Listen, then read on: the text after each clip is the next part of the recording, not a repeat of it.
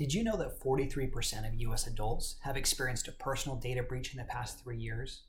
Hi, my name is Sterling Kellis. I'm the Assistant Dean of Technology at University of Phoenix, and I'd like to share some tips with you to keep you and your devices safer on the internet.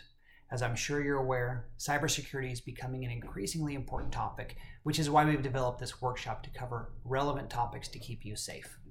Now, this is a condensed summary of a workshop we offer at our Phoenix campus location, but we thought it'd be relevant to share an overview online. Typical workshops are free and range from 30 to 90 minutes and include hands-on learning activities to increase awareness and knowledge of a trending topic. But for this online workshop, I want to share a basic overview of personal cyber hygiene and what that is, share some of the top security threats of 2018, discuss tips on how to secure your devices, and how to manage your own personal cyber hygiene, and then we'll wrap it up. But just by way of intro, as I mentioned, my name's Sterling Kellis. I'm the Assistant Dean of Technology at University of Phoenix. I work in our College of Information Systems and Technology, primarily with curriculum, but also with community outreach events. So here's my contact info if you have any follow-up questions or need to reach me, there's my email. But let's get right into it. What is personal cyber hygiene?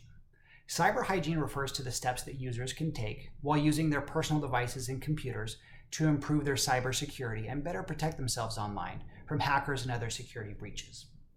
So why is this important? Well, according to a new report, cybercrime damages last year in 2017 amounted to $600 billion. And some experts predict this may grow as high as $6 trillion within the next 5 years. New technologies are making cybercriminals more precise and effective, which makes individuals more vulnerable. So cyber hygiene practices can help internet users stay safe. So how does this happen? How are you vulnerable? Well, let's think about what you're broadcasting. Mobile technology is constantly broadcasting information about you via your mobile phone, Wi-Fi, Bluetooth, and even near-field communication. So let's look at each of these. Mobile phones work on a network that's connected to a transceiver that broadcasts out radio waves. Wi-Fi, likewise, uses radio waves via routers to connect people and devices to the internet. Bluetooth exchanges your data over shorter distances using short wavelength UHF radio waves, and near-field communication uses electromagnetic radio fields to enable you to use your credit card or phone as payment by hovering over a scanner. All of these are constantly sending and receiving information, and they're growing. As of 2018, 4.2 billion people now have access to the internet, and an average of 1.5 million new users are gaining access every single day. What's more, 150,000 new devices are connected to the internet every minute, and the total number of IoT or Internet of Things devices connected online is estimated to reach 80 billion by 2025. So IoT refers to the ever-growing number of devices with unique IP addresses that connect to the internet. These include things like smartphones, smartwatches, Fitbits, doorbell monitoring systems, thermostats, Wi-Fi printers, even kitchen appliances. So this growth is an amazing opportunity and has tons of potential, but it also brings very real risks. So as more people and more devices connect to the web, there's a greater need for people to be aware of best practices, what we call cyber hygiene practices, to keep themselves safe. So let's look at some of the top threats of 2018. Here's a list of some of the top security threats. These include Wi-Fi network hacking, man-in-the-middle attacks, social engineering, phishing attacks, denial of service attacks, malware, ransomware, large-scale data breaches, cyber-physical attacks, and cryptojacking. Now, I wish we could dive into each of these in more detail because I think they're all very important. But for the purposes of this workshop, I just want to focus on the top three. I think these are the most relevant for everyday computer and smartphone users. So number one, Wi-Fi network hacking. What is this? Well, Wi-Fi is like the freeway on-ramp to the internet. It's the bridge that connects your device to the information superhighway. Most people allow their phones to automatically connect to private Wi-Fi. So network hacking is what happens when someone mimics a trusted on-ramp in order to gain access to your personal information. So here's how it works. Your phone stores a history of previously approved networks and is always calling out for an opportunity to reconnect to those. It's like this. Imagine going to a party and scanning the room for familiar faces. Only instead of just looking, you're constantly calling out your friends by name. Now imagine someone hearing you and then impersonating one of your friends in an attempt to exploit you. This is essentially what network hacking devices do.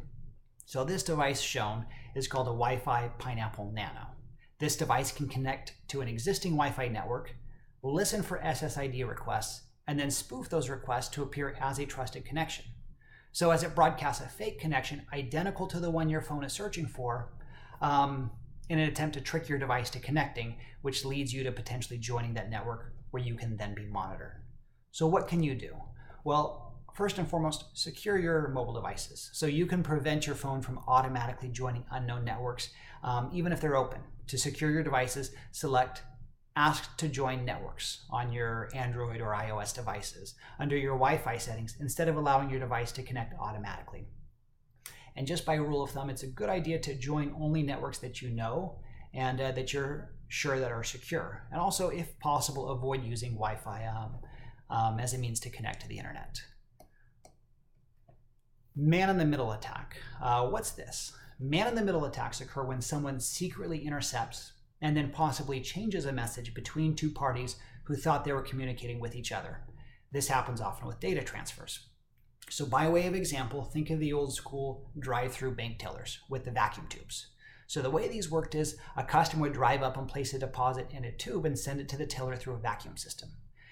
Imagine though if a thief were hiding in the ceiling, intercepting each transaction as they were being sent. Imagine him changing the deposit slips, as well as the receipts, so neither the sender nor the receiver even knew that they were being exploited. This in essence is what happens with man-in-the-middle attacks online. Your personal information is captured and recorded so that it can be used fraudulently. So one way this can occur is by the interceptor spoofing a network as well as a website's landing page. So for example, if you attempted to connect to public Wi-Fi in a coffee shop or an airport or an airplane, a hotel, a library, etc., then the available network might say, for example, that company's name with the addition of 4 customers. And then when you connect to that network, the page that pops up for permission to access the internet is an exact duplicate of the coffee shops or whatever business you're connecting through, their actual landing page. So once you sign in with your credentials and agree to the terms, your browsing activity can then be monitored. So this is a way that man-in-the-middle attacks can exploit your information. So what can you do about it? Well, it's important to try and encrypt your information. So by way of example for encryption, I think we're all familiar with this. This is what allows you to send information to another party secretly. So there are different types of encryption for different purposes. Think of one person sending a message to another person. They have the key to encrypt it, and then the other person on the other hand has the key to decrypt it. So how do you know if you're using a secure website to make a payment online? Well, the SSL, or the Secure Sockets Layer Protocol, appears with the HTTPS, the S or the secure on the end. This is an example of encryption. So SSL is the highest level of website encryption. Businesses use encryption to protect corporate secrets, governments use it to secure classified information, and then many individuals use it to protect personal information to guard against things like an identity theft. So if you want to encrypt your information as you're accessing the internet and all of the activity that takes place there, you can use what's called a VPN, or a virtual private network. VPNs are a form of encryption that will protect against man-in-the-middle attacks. So a VPN is a private network in the sense that it carries controlled information, and it's protected by various security mechanisms between the known parties. So VPNs are only virtually private because the data actually travels over shared public networks instead of a fully dedicated private connection, but it's encrypted through the VPN provider. So VPNs allow authorized users to pass through firewalls, and they're helpful when you're on public Wi-Fi, but they can also be used in your home. Now, the third example that we should touch on is social engineering. This is becoming an increasingly popular way for hackers to gain access to your information. So social engineering refers to the practice of deceptively manipulating individuals into divulging confidential or personal information like social security numbers or credit card numbers that may be used for fraudulent purposes. So 3 subcategories of this would be vishing, phishing, and baiting. Phone, email, and social media would be the targets respectively. So for example, phishing is the fraudulent practice of sending emails purporting to be from a reputable company or person in order to induce individuals to review or to reveal their own personal information. Vishing would be the same thing, but using the phones. So if you're leaving voice messages, or if you have an automated system, or somebody is just acting as if they were a representative of a company and gathering your information, that would be vishing. And then baiting attacks use a false promise to pique a victim's greed or curiosity. They lure users into a trap that steals their personal information, or it inflicts their system with malware. One example I just saw on this a couple weeks ago was on Facebook. A popular donut company was being advertised not by the actual company themselves, but by somebody that had created this baiting ad that said that if you clicked on the link, shared it, and liked it, that you would get a free dozen donuts. And then the first comment there was you would need to go to their own website and just put in your username, which would be your email address, and then a password. And then they would send you the link for a coupon. I think 20,000 people had clicked on that within the first 2 hours. Now, when most people put in their email, or when a lot of people put in an email and a password, oftentimes the password that's being used for that site is the exact same password that's used to log into that email address that they're using as their username. So just imagine it were 1 in 10. Well, that out of those 20,000 users, that baiter just gathered 2,000 logins for email and password that can then be monitored for weeks, months, sometimes even years, gathering information before an attack is made.